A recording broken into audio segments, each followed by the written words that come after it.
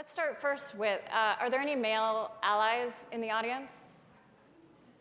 Can you stand up? Stand up, stand up, stand up. Awesome, awesome. Okay, stay standing, stay standing. Are there any women and non-binary allies in the audience? Stand up, stand up, stand up, stand up. Stand up, stand up. Okay, we're gonna make sure that all of you are standing up by the end of the day. Okay, thank you. So one of the, this panel is about male allies, but really we can all be better allies to each other as women, and I also want to acknowledge that we are not in a binary gender world, so there's women, there's men, and there are non-binary people too that are underrepresented and part of this conversation. So let's start by having you all introduce yourselves and say one thing an experience that you've had where a white male, cisgendered, non-disabled man was an ally for you in your life. We'll start with you. Oh, Khalida, we'll start with you. Okay, perfect. Hi, everyone. My name is Khalida Ali. Very excited to be here. Thank you for having me.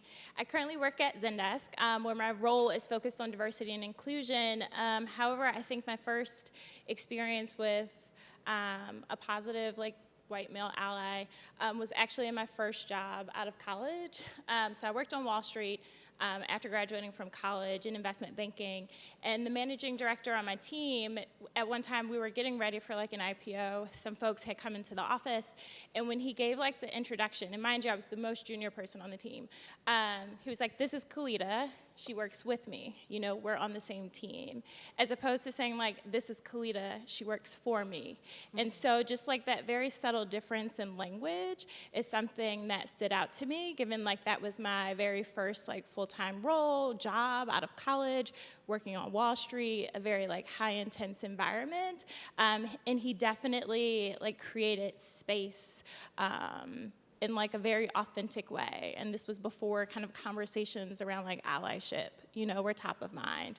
And later along the lines, when we were getting ready for the management shows, the C-staff team from that office had come in, and so we were preparing for things, and he was like, "You should be at that meeting." And so he was the managing director, and then it was the CEO, CFO, CMO, me, and some other folks. And it was just oh my goodness, I'm 21.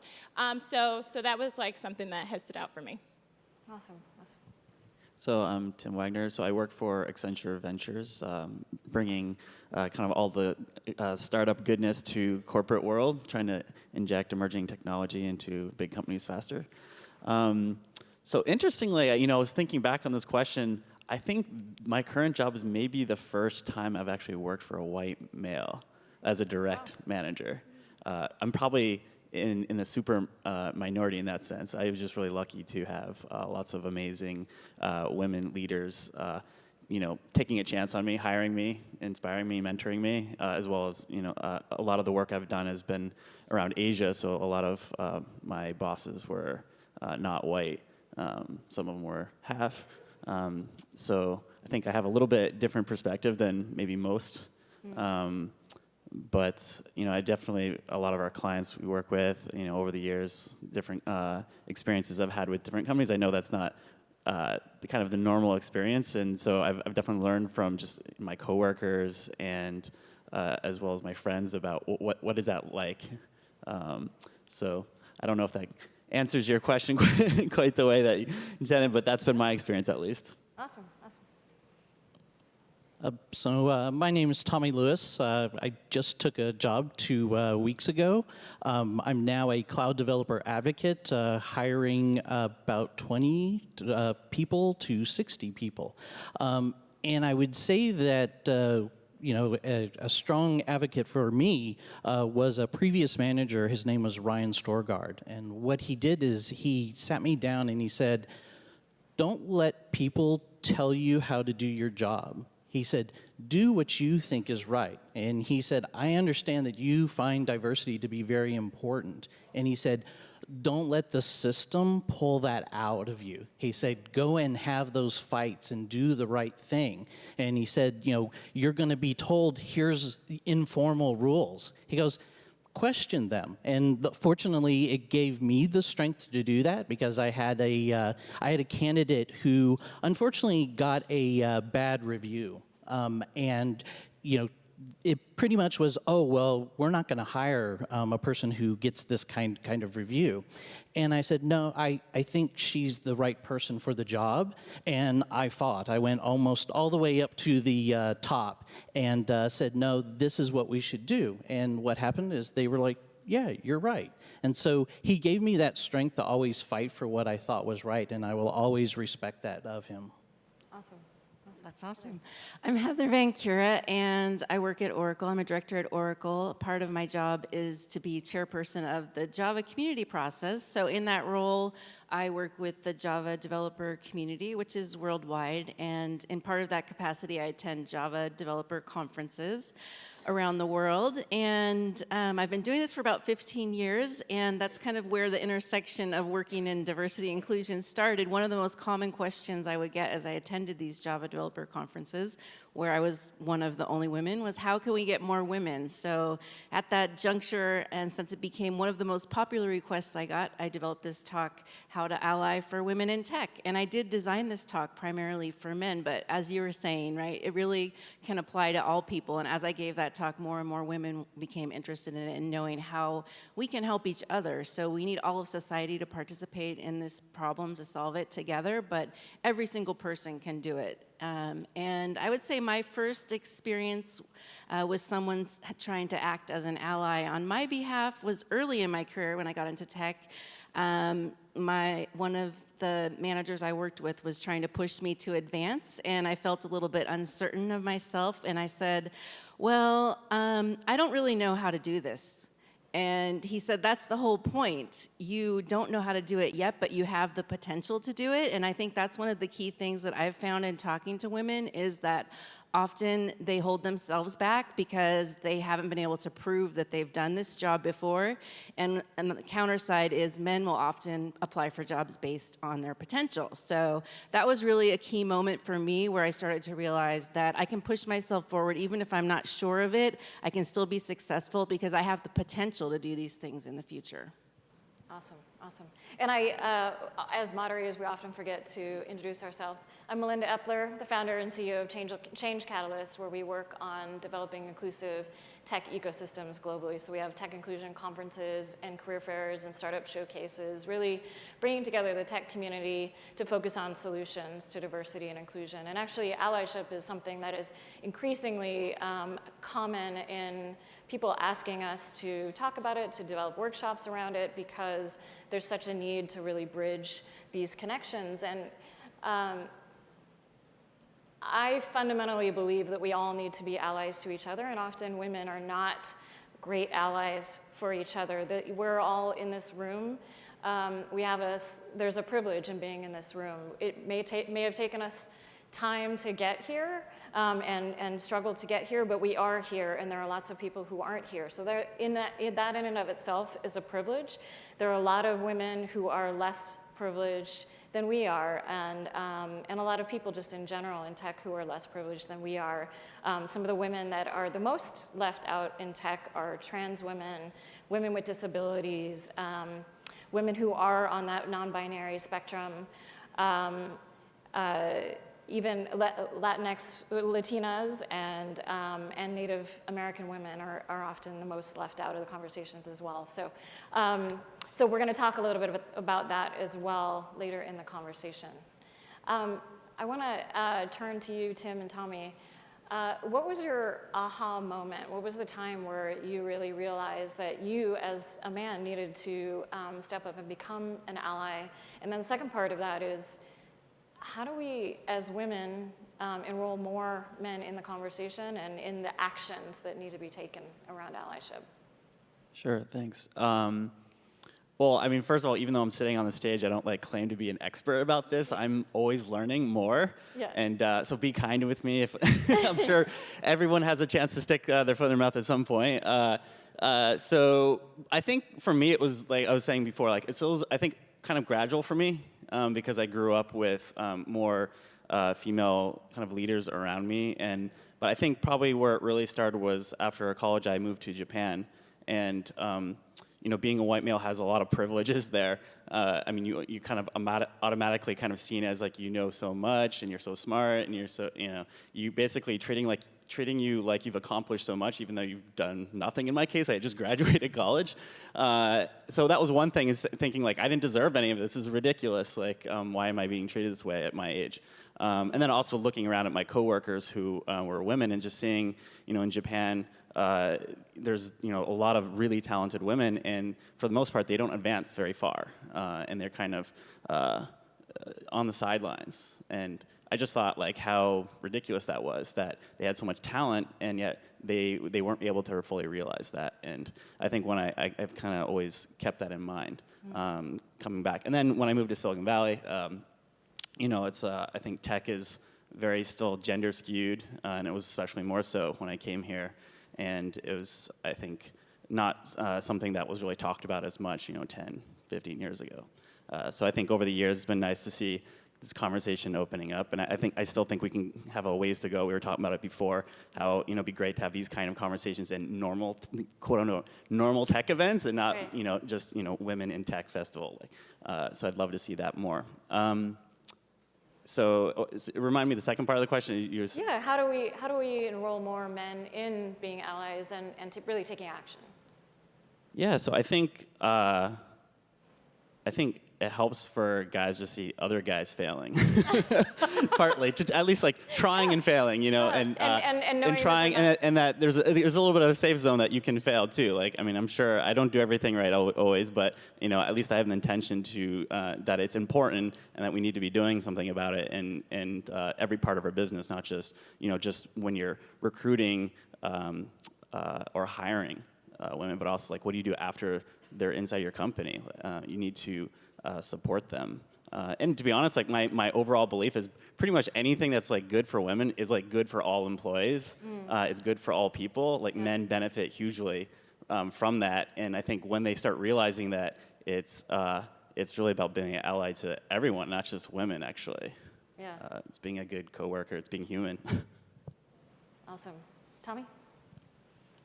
I'm embarrassed to say I was one of those guys who was like, well, I'm not like that, right? And a lot of times I would be like, well, I don't ever see problems like this. And I used to be a part of huge events that we would run. And I'd be like, no, this kind of stuff isn't happening. I haven't heard anything like that. And then what happened was I was hanging out on Twitter like we are prone to do. And I noticed a few things were starting to happen. One is I was hearing these stories, but they were plentiful, and they kept coming, and they didn't stop. Then there was one in particular tweet that I read, and I wish I knew who it was so I could give them credit. But they said, basically, if women are not telling you that these things are happening, it's because they don't trust you. And I really took that to heart. Then the second thing, again, I wish I knew I could remember these. Someone said, go look at your follower analytics. And I was like, oh, I don't do that because I don't want to be one of those kind of people, right? I looked at my male to female ratio, and I was like around 9 or 10% female. Wow. And I said, whoa, what is that about?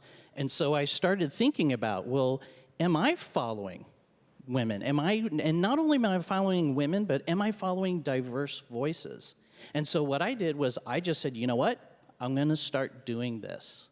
And the other kind of third part of it is that I tried to do the things that I could do and not ask for my male ally badge. Because that's kind of one of the problems I see, is that a lot of people start, oh, I'm going to retweet this, and I'll put this on my profile. And then at some point, it's kind of like, okay, when do I get my ally badge to put on? And the thing is, that's not why you should be doing this. You should be doing it because it is the right thing to do. And when you get into a position, like I am very, very privileged to be not only in the position that I'm in, but I'm also in a hiring manager position. And it's on me to do the work. And when it comes to the second question of like, what should women and men do? I don't think women should be doing anymore. Honestly, the burden and the emotional labor of diversity has been put on women. They're the ones who are constantly having to tell men, hey, this is not a good thing. This is why. And then men, of course, typically white dudes, coming in and going, well, you need to explain yourself, and what about meritocracy, and doesn't meritocracy work? Don't you believe in meritocracy? And that's all garbage. And so what I've done is I tell men all the time, it's up to us to now do the right things. It's now up to us to do the work and stop putting the emotional labor on women. Awesome.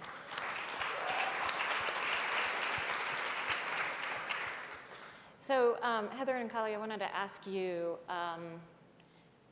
how do you think that women could be better allies for each other? I know this isn't a question that I asked you in the pre-questions, but I think it's really important, given the makeup of the room that we're in, to really talk about and address how women can be better allies to each other as well.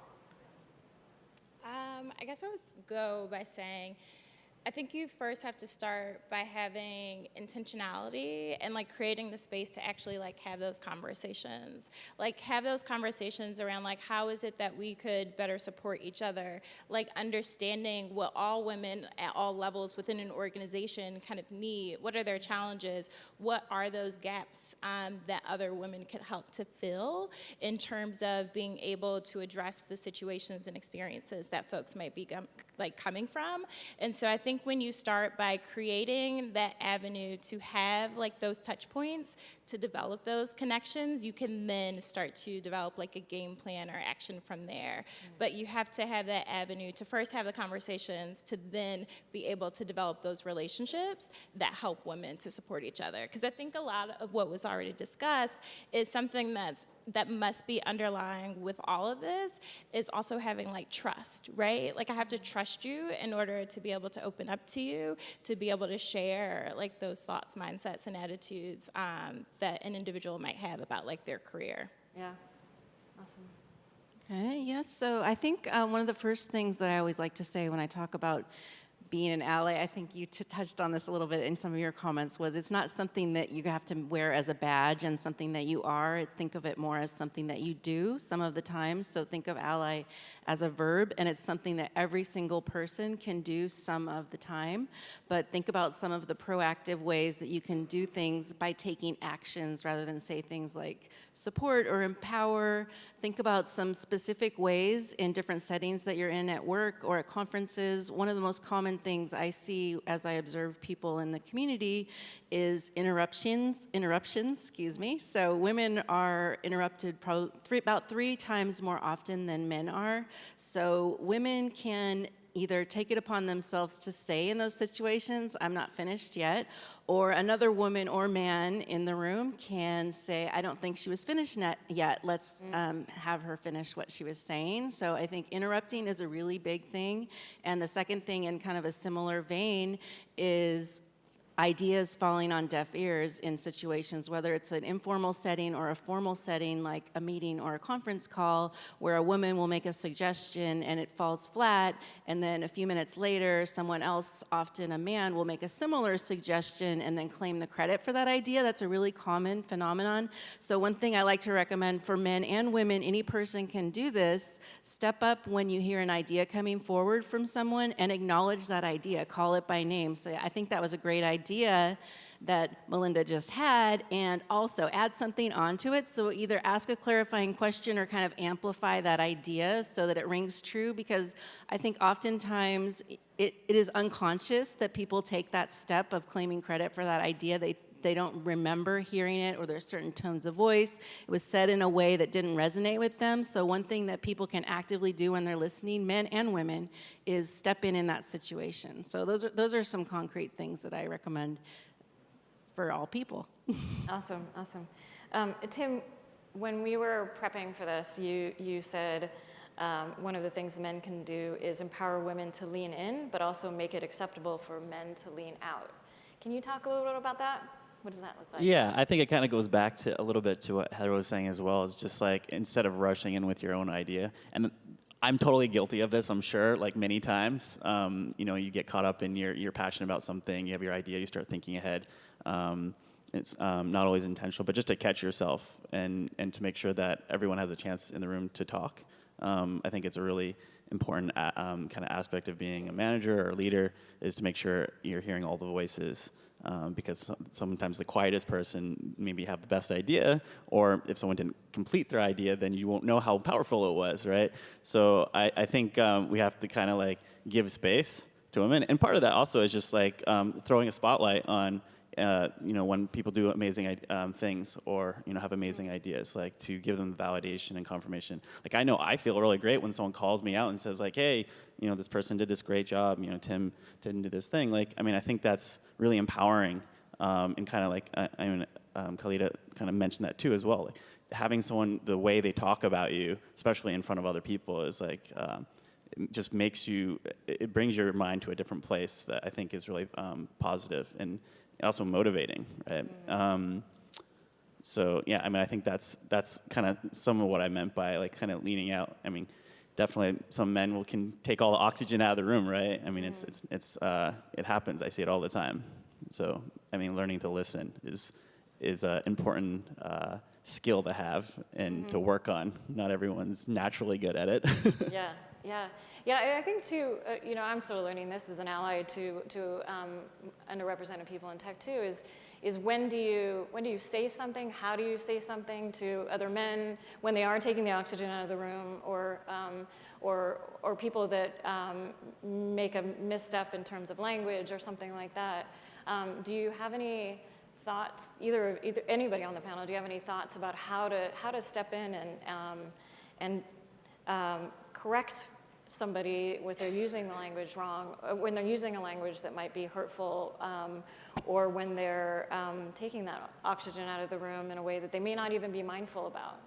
Yeah, well, I mean, just to kind of add on to like what you're saying, I think what Tom said was really excellent, that we shouldn't, I mean, I think where we can step in here is to do that, not put the burden on the woman who's speaking or other women to notice it, but for men to do it, it's like, I think, more powerful in certain situations.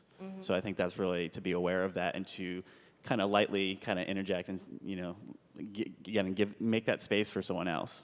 Yeah. Well, I think it depends if it's deliberate or unconscious. So oftentimes, I mean, I think the approach that you can take is more direct and open and kind. So that's what I recommend actually in my talk, versus like sarcasm or attempts at humor in these types of situations, kind of delicate, that will often backfire. So I think if it's unintentional, doing it in that kind of deliberate and just open, kind way is really helpful, because oftentimes, like I said, when this topic kind of became important to me, was the men coming to me and asking and really not knowing what they were doing right or wrong, or knowing how to change it. So I didn't really think of it as a burden. I mean, you could think of it that way, but more that they really don't know what to do, and they do make mistakes, and then they feel like they can't continue to do it because they're going to continue to make mistakes and make themselves look bad, which is not good for the ego, which, no one likes hits to the ego. So I think that, direct approach of just kindness and openness is nice. If it is deliberate, oftentimes, though, I think redirection is just the best strategy. So, redirecting to something else and taking them aside privately, I just think that's probably the best approach for me personally. But, of course, everyone has their own style. So if direct confrontation is your thing and you feel like it just can't stand and you got to call it out, I mean, I'm all for that, too. But my approach is really, in that situation, redirection and take it up later. Awesome. Tommy, you talk about diversity in design and inclusion in design a lot. Why is that important to design in the way that we're building products and artificial intelligence and all the things that is taking the technology to a new level and incorporating that into our daily lives? Yeah. I've been doing a lot of these talks on inclusive design, and it was really eye-opening for me, because there's always been this concept of universal design that, hey, we should build things for everybody. But what happened through that is it gets a bit muddied, right? Because then what we do is we have to make little cuts here and there where you're like, well, we'll use the 80-20 rule, or, well, this is our audience. And I like to always use Microsoft as the example. Microsoft was this juggernaut in the 80s, and the reason why was because they built things for developers and they built things for themselves. And what happened is it was very successful at the time, and you used to really needed a lot of horsepower and brain power to run a computer. And now what's happened is we have these devices that are just so important to our lives. And it's not just for the tech people in the valley, it's for literally everybody in the world. And it's and we talk about tech literacy and things like that. And so with inclusive design, what we had to do is we had to start thinking in terms of not only identifying with those who have disability, but also understanding by focusing on folks who have disability and solving problems for them, we actually end up solving things for a lot of people. And so, and I've always said inclusive design isn't a Microsoft thing, it isn't a net new thing, it's just really us kind of taking and going, how do we go ahead and incorporate this in how we think about things? And we're seeing that, right? Like we're seeing artificial intelligence, right? Where we're going, hey, you know what? It's based on historical data, and guess what? History hasn't always been kind to everybody and everyone. So we need to think about those things. We need to think about when we build things, are we building things that are accessible to everyone? And when you start seeing how critically important it is to someone to have a day-to-day, to feel normal, and I hate to use the term normal because really what is normal, but for a lot of people, technology is that ability to do that. And for me in particular, I think it's just critical that it's a part of how we build things, and that what we need to be able to do is to say, if we are building something that excludes people, we need to put a stop to it. And if we see it, then we call it out. And we are starting to see that. That's the one thing I do love about social media, that when vendors and big companies, including our own company, when we make those missteps, there is a large groundswell of people saying, you know what, that isn't right. Awesome. Okay. I'm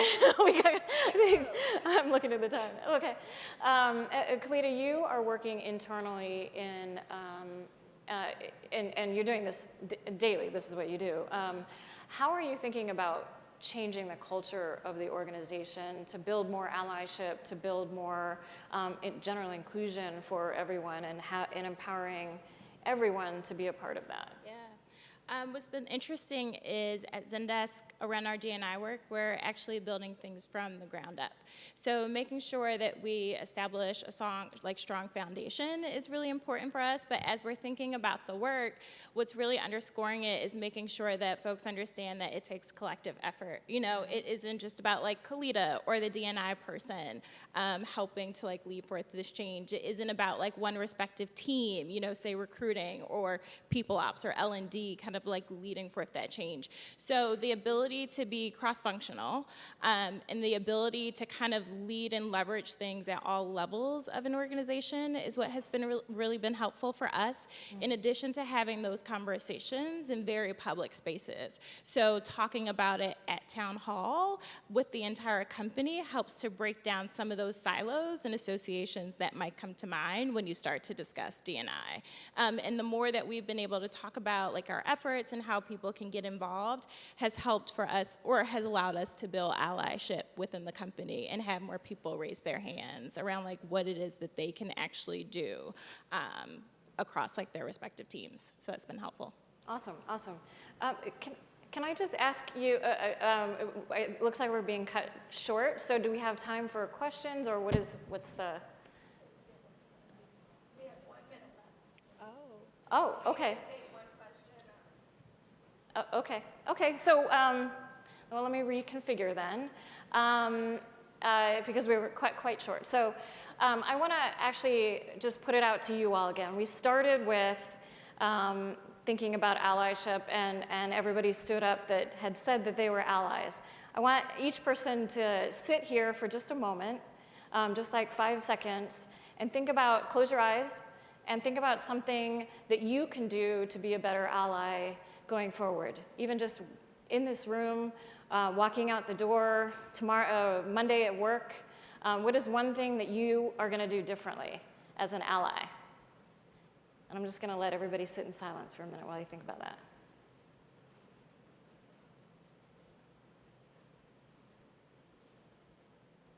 If you have what you're going to do in your head, raise your hand.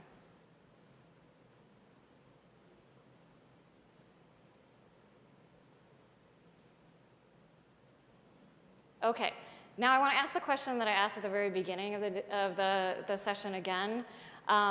Will you stand up if you are a male ally? Awesome. Will you stand up if you're a woman or a non-binary ally? Awesome. Okay, look around the room and give each other an applause. Very cool. Thank you all. Thank you all for the conversation.